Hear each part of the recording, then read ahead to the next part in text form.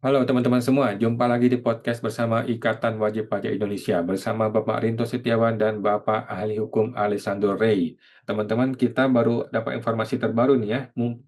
Teman-temannya IKPI nih bikin berita mengenai ini ya, IKPI mengenai 11 calon hakim agung khusus pajak yang lolos seleksi administrasi Komisi Yudisial. Jadi kayak ini menambah lagi calon hakim agung khusus untuk pajak ya di Mahkamah Agung. Nah, ada apa gerangan? Teman-teman tinggal baca aja sendiri di sini ya, di beritanya IKPI. Ada apa gerangan? Kenapa sampai tiba-tiba muncul ada seleksi yang sangat-sangat cepat dan kilat ini ya, mengenai seleksi Hakim Agung Pajak?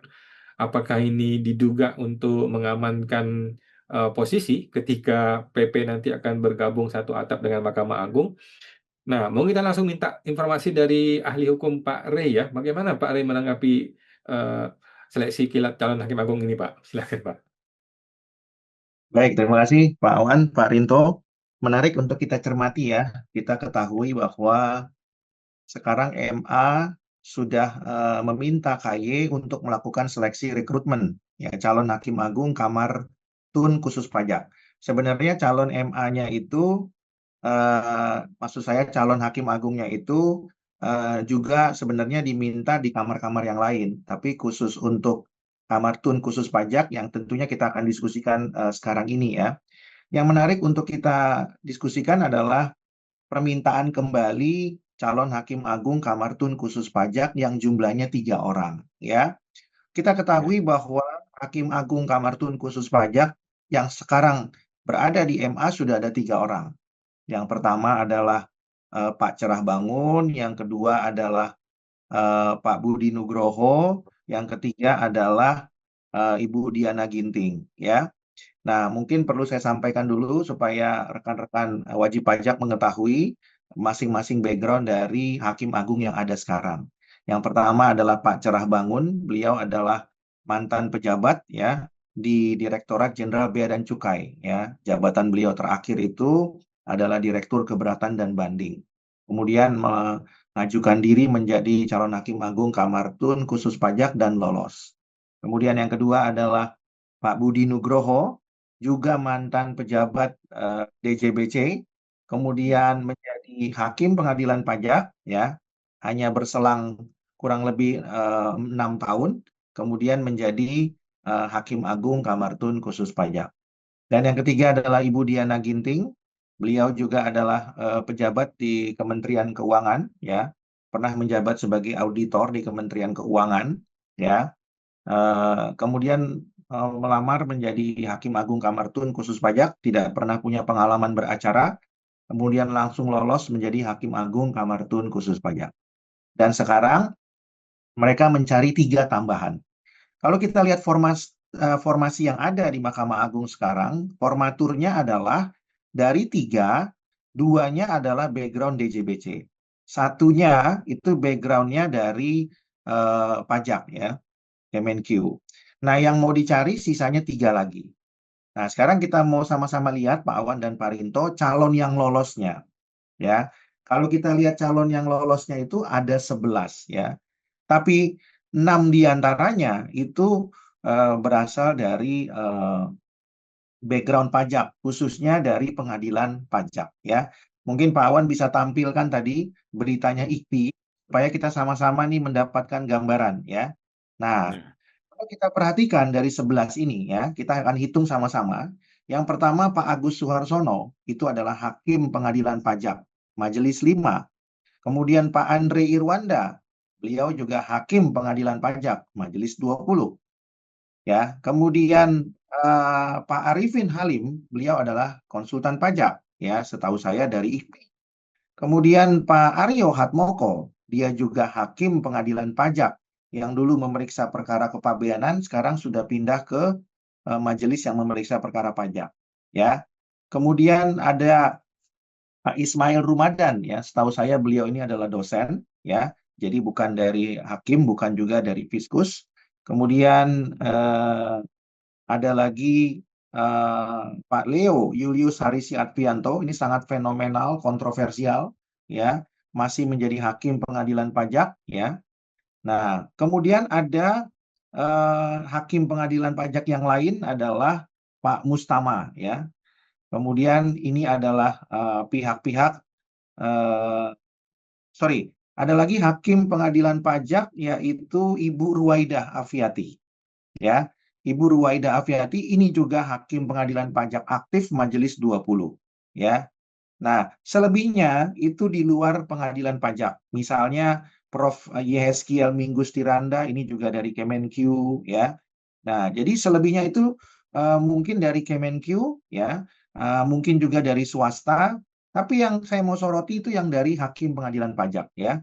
Jadi ada Pak Agus, ada Pak Andre, kemudian ada Pak Aryo, kemudian ada Pak L.Y. Harisi Advianto, Pak Leo Julius, kemudian ada Ibu Ruwaida Afiati, ya.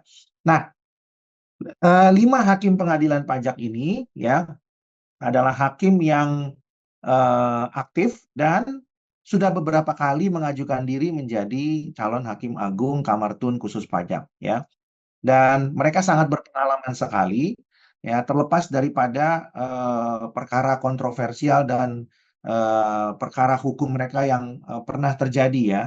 Nah, namun demikian yang saya mau sampaikan adalah dari 11 ini, ya, semuanya punya background, hampir background pajak, ya. Meskipun ada dosen tadi, tapi hampir semuanya punya background pajak, ya. Baik itu dari Kemenq, dari swasta atau konsultan pajak, dari dosen dan dari hakim pengadilan pajak, ya. Nah, yang saya mau tekankan di sini adalah bahwa peminat dari hakim pengadilan pajak itu sangat besar sekali, ya. Kalau kita kurangkan 5-nya dari 11 dikurangkan 5, 5-nya itu datang dari hakim pengadilan pajak, ya. Kemudian 1 dari konsultan pajak, ya. Berarti 6. Satunya lagi dari dosen, 7. Berarti sisanya 4 itu dari Kemenq, ya. Nah, jadi kurang lebih klasternya seperti itu. Artinya apa? Artinya peminat dari hakim pengadilan pajak itu sangat besar. Nah, yang menarik untuk kita cermati adalah hakim pengadilan pajak ini, ya, ketika dia melamar, mereka tidak mengatakan bahwa mereka punya pengalaman 20 tahun sebagai hakim, karena tidak mungkin mereka punya pengalaman 20 tahun sebagai hakim. Jadi ketika mereka melamar, mereka menyampaikan background mereka adalah pengalaman 20 tahun itu di Kemenq, apakah di DJP, DJBC, tapi tidak mungkin mengatakan pengalaman 20 tahun sebagai hakim, karena mereka itu rata-rata baru menjadi hakim kurang lebih sekitar 6 tahun, 10 tahun, ya. Itu sudah luar biasa hebatnya 10 tahun, ya. Karena yang paling lama pengalaman hakim adalah 15 tahun di pengadilan pajak. Jadi tidak mungkin ada yang 20 tahun. Nah, sehingga mereka supaya bisa lolos, mereka menggunakan pengalaman bukan sebagai hakim, tapi pengalaman Kemenq. Nah, catatan berikutnya yang perlu saya sampaikan adalah hakim pengadilan pajak ini kenapa banyak yang berminat? Karena mereka ingin sekali menutupi kekurangan atau kebutuhan hakim di Mahkamah Agung dari latar belakang pajak. Karena yang ada itu sekarang itu kebanyakan dari bea cukai, ya. Jadi kebutuhan akan pajak itu sangat dibutuhkan dan cukup besar. Jadi hakim pengadilan pajak itu banyak yang melamar, ya. Nah, kemudian dari perspektif kompetensi, hakim pengadilan pajak ini kalau kita perhatikan semua sudah doktor sekarang. Artinya apa? Mereka sekarang sudah banyak belajar hukum, ya. Kenapa? Karena mereka tahu mereka ingin berkarir di Mahkamah Agung. Nah, dari perspektif positifnya itu sangat baik sekali, ya. Tapi kalau kita lihat dari perspektif atau sisi yang lain, ya, ada persoalan yang perlu dicermati, ya. Salah satunya tadi saya katakan bahwa pengalaman jam terbang sebagai hakim itu sangatlah minim, ya. Nah, yang kedua, ada potensi ketika mereka nanti menjadi hakim agung di Mahkamah Agung, ya. Mereka berpotensi juga nantinya akan menguatkan putusan mereka sendiri. Karena apa? Karena mereka memang biasa membuat putusan di pengadilan pajak, apalagi putusan itu yang sangat kontroversial, gitu, ya. Contohnya apa yang kontroversial? Contohnya misalnya ketika saksi dihadirkan tapi tidak diangkat sumpahnya. Nah, mungkin ketika mereka nanti masuk ke Mahkamah Agung, ada hakim lain memeriksa, mereka khawatir juga kan kalau ada orang yang membaca, loh kok misalnya eh, Pak Leo Julius ketika bersidang ini misalnya memeriksa saksi tapi nggak diangkat sumpahnya, ya. Misalnya ada hakim yang memeriksa sidang, ya lagi-lagi misalnya contohnya Pak Leo Julius ini sidangnya harus dipaksakan online, ya. Kalau nggak online nggak bisa begitu ya. Nah, jadi kalau itu dibaca kasusnya oleh hakim yang lain, apalagi hakim-hakim di Kamar Tun, ya, maka mereka juga menjadi khawatir kan, ini adalah bentuk daripada sesuatu yang bisa mempermalukan mereka gitu ya. Jadi mereka juga mungkin berupaya semaksimal mungkin harus menjadi ya hakim agung Kamar Tun khusus pajak.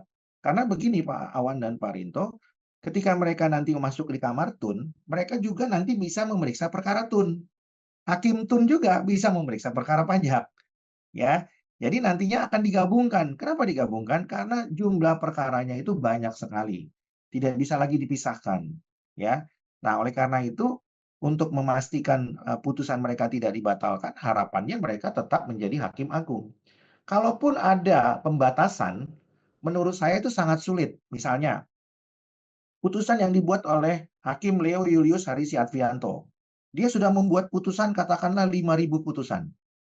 Kalau dia dilarang memeriksa perkaranya sendiri, ya, kalau gitu beban 5.000 itu kan akan diberikan kepada hakim yang lain. Itu kan sangat berat dan sangat lama. Lalu apa gunanya dia jadi hakim kalau dia nantinya tidak bisa memeriksa perkara dengan alasan itu perkara dia sendiri? Karena memang hakim-hakim yang akan nanti menjadi hakim agung ini dari pengadilan pajak itu sudah banyak memutus perkara. Meskipun jam terbangnya mungkin belum sampai 10 tahun ya, kurang begitu ya. Tapi perkaranya kan cukup banyak di pengadilan pajak ya. Mungkin mereka sudah memutus ribuan perkara. Begitu sampai ke Mahkamah Agung PK-nya, lalu mereka melihat nama mereka sendiri dan mereka tidak boleh memutus karena itu adalah putusan mereka sendiri, maka akan dibebankan kepada hakim yang lain. Kalau itu yang terjadi, maka penambahan hakim baru bukan mempercepat putusan PK, ya sama saja kalau begitu ya. Karena hakim yang lama itu yang berasal dari PP juga tetap nggak bisa memeriksa perkaranya sendiri, ya. Maka keberadaan mereka nantinya di Mahkamah Agung tidak membantu mempercepat proses pemeriksaan perkara PK, ya. Nah, itu mungkin sisi lain yang perlu dipersiapkan atau yang perlu diantisipasi ya, supaya ya kalau mau dikatakan itu sisi negatifnya ya dari apa namanya dari perspektif wajib pajak yang menuntut keadilan begitu ya. Kemudian lagi-lagi dari sisi lain sebenarnya eh, saya tetap berpendapat bahwa seharusnya kalau hakim pengadilan pajak itu kemudian melamar menjadi calon hakim, ya tentu harusnya yang digunakan adalah pengalamannya sebagai hakim, ya bukan pengalamannya di Kemenq, ya. Nah, kecuali mereka yang memang karirnya adalah pejabat Kemenq, mereka boleh gunakan pengalaman Kemenq. Tapi kalau mereka itu adalah hakim karir, ya hakim pajak, tapi menggunakan pengalaman Kemenq, menurut saya itu kurang tepat, ya. Tapi karena ada kebutuhan di Mahkamah Agung, sepertinya syarat itu sudah didegradasi gitu ya, sudah apa namanya diturunkan sehingga kemudian itu diperbolehkan. Tapi menurut saya seharusnya ya itu tidak bisa diberlakukan ya karena seharusnya ketika dia menjadi hakim aktif maka yang dipertimbangkan adalah pengalaman hakimnya, pengalaman sebagai apa namanya judex facti ya, bukan pengalaman sebagai pejabat. Begitu Pak Awan dan Pak Rinto. Baik, terima kasih Pak Rey, luar biasa, sangat lengkap sekali ya. Nah, sekarang kita minta pendapat dari Pak Rinto nih, sebagai wajib pajak yang juga sering berperkara di pengadilan pajak dan juga rasa-rasanya akan sering juga ke Mahkamah Agung ya. Nah, bagaimana menghadapi atau menanggapi seleksi kilat calon hakim agung pajak ini, Pak? Silakan.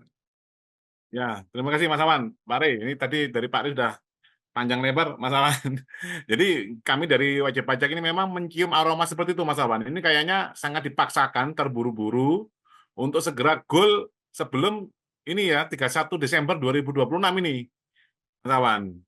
Nah, kenapa Mas Awan? Karena sebenarnya kalau kami amati dari WPI, memang benar kata Pak Rey tadi, kalau untuk pengalaman karir sebagai hakim di pengadilan pajak itu sebenarnya untuk melamar di KY itu seharusnya ditolak Mas Awan.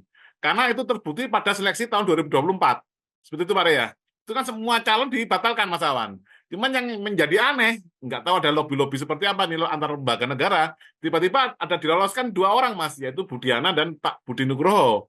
Itu karena saya saat uji publik atau fit and proper test di ini Mas ya, di KY, saya hadir sendiri Mas Awan. Nah ini kok tiba-tiba ada lagi seleksi dan dibuka pendaftaran, nggak tahu kebutuhannya tadi berapa ini Mas Awan? 3 ya? 3 Pak ya? Kebutuhannya 3 ya? Nah, itu tapi tiba-tiba ada langsung seleksi mendadak, langsung mau dimasukkan lagi, dan seharusnya kalau berkaca di 2024 ini kan tidak ada calon yang lolos, karena kalau dari pengalaman di hakim pengadilan pajak itu pasti tidak akan memenuhi Mas Awan. Nah ini memang kecurigaan kami memang seperti itu Mas Awan, akan mengamankan kasusnya sendiri, dan kalau saya menilainya bukan hanya kasusnya sendiri Mas, teman-temannya, karena ini semuanya mantan dari Direktorat Jenderal Pajak dan Direktorat Bea Cukai Mas Awan. Belum. Nanti wajib pajak ini sudah susah payah menang di pengadilan pajak, Mas Awan aja kan sudah pernah ini ya sama Hakim Andre ini ya. Tadi yang salah satu mendaftar kan Hakim Andre ini. Itu seperti itu Mas. Bayangkan sudah menang nanti dijegal oleh Hakim Andre Mas. Misalkan menangnya di hakim yang lain. Terus semua perkara yang dimenangkan oleh wajib pajak ini DJP pasti PK Mas, atau di DJPC Mas. Nah itu kan nanti dendam, oh ini Mas Awan ini saya kalahkan kan gitu Mas.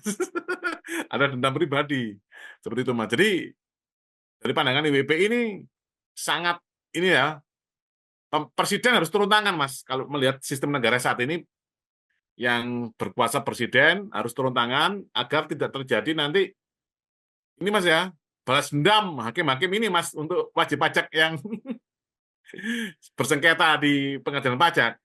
Seperti itu Mas Awan. Baik, siap. Terima kasih Pak Rinto dan Pak Rey ya. Mudah-mudahan ini hakim tidak membuat keputusan berdasarkan like and dislike ya. Silakan negara kita kalau begitu. Baik. Makasih Pak Rinto, makasih Pak Rey. Kita jumpa lagi Pak di podcast berikutnya Pak. Makasih Pak. Oke Mas.